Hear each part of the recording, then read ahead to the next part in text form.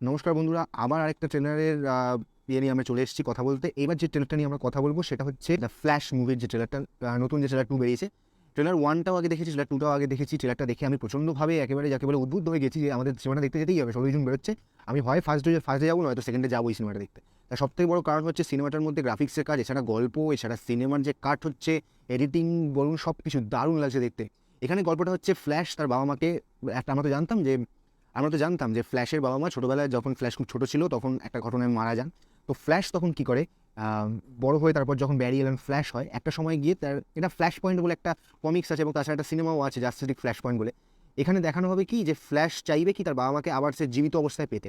তো সে টাইমে পেছনে গিয়ে তার বাবা মাকে বাঁচিয়ে দেবে। এবার যেই তার বাবা মাকে বাঁচিয়ে দেবে তখন গোটা একটা টাইম লাইন তখন অন্যরকম হয়ে যাবে। অর্থাৎ যা যা ছিল ওই সব কিছু পরিবর্তন হয়ে যাবে। যেহেতু ব্যারি অ্যালানের বাবা মা বেঁচে আছে, সব কিছু চেঞ্জ হয়ে যাবে এবং পৃথিবীতে আরও রকম একটা বিরাট বড় পৃথিবী ধ্বংসের সম্মুখীন হবে। যেখানে আমরা যে একটা ইউনিভার্স, আলাদা একটা টাইম লাইন তৈরি হবে ইউনিভার্সে, যেখানে আমরা দেখতে পাবো হচ্ছে মাইকেল কিটনের ব্যাটম্যানকে। এছাড়া বেন অ্যাফ্লিকের ব্যাটম্যানও যে এই গল্পে রয়েছে সেটাও আমরা এই ট্রেলারে দেখতে পাচ্ছি। এবার দেখানো হবে মানে এটাতে হবে কি, এই সব কিছু পরিবর্তন হয়ে যাওয়ার ফলে পৃথিবীর সামনে একটা সমস্যা আসবে। এখানে আপাত দৃষ্টিতে অর্থাৎ ট্রেলারের মধ্যে যেটা দেখা যাচ্ছে সেই অনুযায়ী বলা যায় জেল জর্ড যে আর কি সুপারম্যানকে তুলে নিতে এসেছিল, এই সুপারম্যানকে যে তুলে নিতে এসছে এই ভদ্রলোকই পৃথিবীর জন্য সবথেকে বড় খতরা বা সমস্যার কারণ হতে পারে। এছাড়া এখানে আমরা মহিলা সুপারম্যানকে দেখতে পাই, যিনি সংগ্রামে লুকিয়েছিলেন, এবং যারা ফ্ল্যাশ পয়েন্ট সিনেমাটা দেখেছে তারা জানে গল্পটা। কিন্তু এটার মধ্যে কিছু পরিবর্তন করা হয়েছে, কারণ এখানে আমরা দুরকম ফ্ল্যাশ দেখতে পাচ্ছি, দুরকম কস্টিউম দেখতে পাচ্ছি।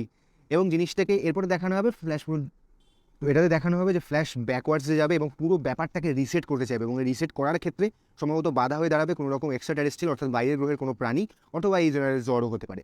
তো এটাই হচ্ছে মোটমাট গল্পটা। এবার এই ট্রেলারের ভালো দিক যদি আমি বলি, অ্যাকশন সিকোয়েন্সগুলো ভালো, ভিএফএক্সটা খুব দারুণ লাগছে দেখতে, এডিটিং ভালো হয়েছে জিনিসটা। সুতরাং এই যে ট্রেলারটা, এরকম ট্রেলার হলে মানুষের দেখতে ভালো লাগে। আর ডিসি আগেকার যা প্রজেক্টগুলোর অবস্থা, তার থেকে এই রিসেন্ট কয়েকটা প্রজেক্ট বাদ দিয়ে আগের প্রজেক্টগুলো তো মানে এরকম ডিসির সিনেমা আমি দেখতামই না। আমার ডিসি সিনেমা দেখার স্টার্টিং হচ্ছে তোমার জ্যাক স্নাইডারের জাস্টিস লিগ যে ব্ল্যাক এডিশনটা এসেছিল ওটার থেকে আমি দেখতে শুরু করি। তারপরে আমি ওয়েড অ্যান্ড কাট যেটা হয় তারপরে সেটা দেখি, এবং তারপরে বুঝতে পারি যে জ্যাক স্নাইডার সুপিরিয়ার লোক, যা সুন্দর বানিয়েছে।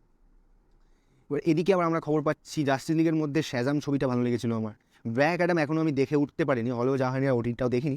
দেখার পরে আমি সেটার রিভিউ দিয়ে দেবো। তো সেই হিসেবে যদি বলি, আমি আমার সবথেকে ভালো যদি লেগে থাকে এই সব কটা সিনেমা, যে কটা আমি রিসেন্ট টাইমে দেখেছি, সুইসাইড স্কোয়াডগুলো বেশ ভালো, কিন্তু সবথেকে ভালো লেগেছে হচ্ছে জ্যাক স্নাইডারের জাস্টিস লিগ। মানে দারুণ সিনেমা হবে তো ওরকম। দেখা যাক এই সিনেমাটা, এই যে ফ্ল্যাশ সিনেমাটা ওই জ্যাক স্নাইডারের জাস্টিস লিগ অথবা ওরকম সমতুল্য হয় কিনা, আর আমাদের সেই রকম আনন্দ দিতে পারে কিনা সিনেমাটা। কারণ ডিসি অনেক সিনেমাই পরপর হয়েছে যেগুলো এতটা ভালো হয় না, যেমন ব্ল্যাক অ্যাডাম সিনেমাটাও অনেকের কাছে অতটা ভালো মনে হয়নি, কারণ ব্ল্যাক অ্যাডাম নিয়ে কথাবার্তা কিছুদিন চলেছিল, তারপরে তার প্রমোশনস বন্ধ হয়ে যায়, সব কিছু হয়ে যায়।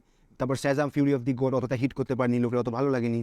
এখন জেমস গান যে ভদ্রলোক আর কি ডিসি ইউনিভার্সকে পুরোপুরি রিবুট করছে ফ্ল্যাশের মতোই, ফ্ল্যাশ পয়েন্ট দিয়ে হয়তো পুরোটাকে চেঞ্জ করবে, এরকমই একটা ধারণা আছে। ফ্ল্যাশ সিনেমাটা খুব দরকারি একটা সিনেমা, গুরুত্বপূর্ণ সিনেমা এই ফ্র্যাঞ্চাইজির জন্য, এবং আমার ধারণা এই সিনেমাটা ভালো হবে, কারণ পোটেনশিয়াল আছে।